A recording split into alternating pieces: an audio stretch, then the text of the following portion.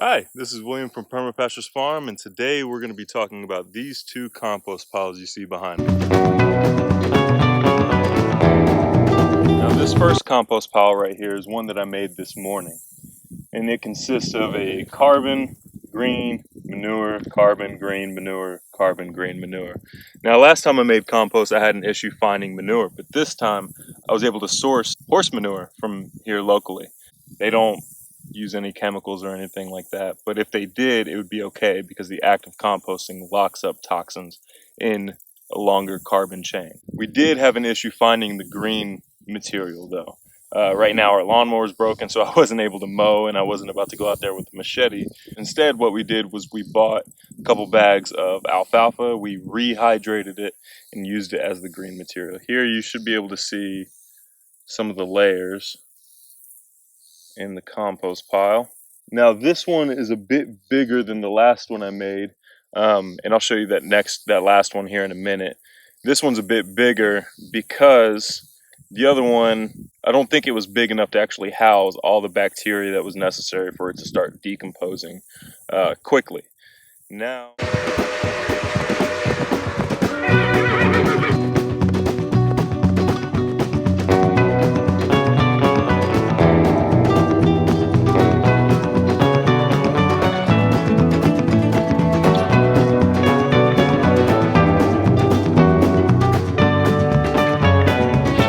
all right, now this compost pile is the one that I made earlier today. Here you should be able to see the layers of it a bit easier.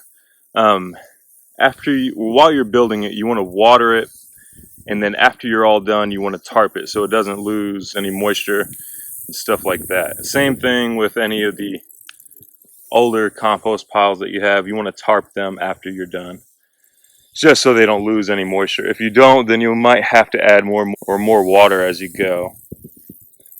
All right, so the ingredients for this compost pile consists of old cut grass, which you can see right here, then a layer of older compost that we had, then the rehydrated alfalfa, manure in the form of horse manure, and then there's also a layer of buckwheat and comfrey. The comfrey I had just acquired through my swales, and the buckwheat we had used as a cover crop here in our garden bed.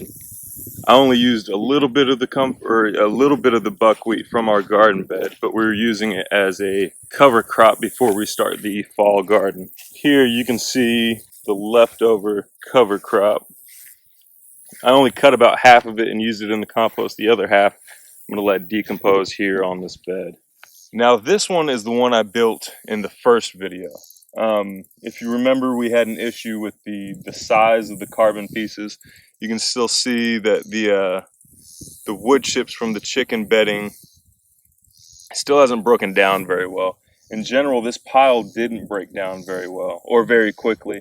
You can see it kind of making that transition in color, but you can still pretty much see where the grass and where the wood chips are and stuff like that. And we had an issue finding manure in this one.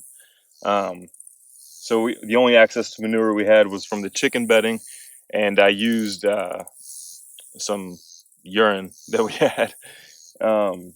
So to help further it along, whenever I built that other one earlier today, I also added some of the alfalfa that we had left over and some old compost that we had to help kind of try to, break it down. All right, so this one is about 2 weeks old. The other one is just a couple hours old. So on the fourth day, I'll flip this, and then every second day after that, I'll continue flipping it. On this pile, I'm actually going to videotape every flip that I do, and it'll be a little compost video series so you can see the transition and what you should look out for and stuff like that. This is William with Permaculture Farm. Thank you for watching.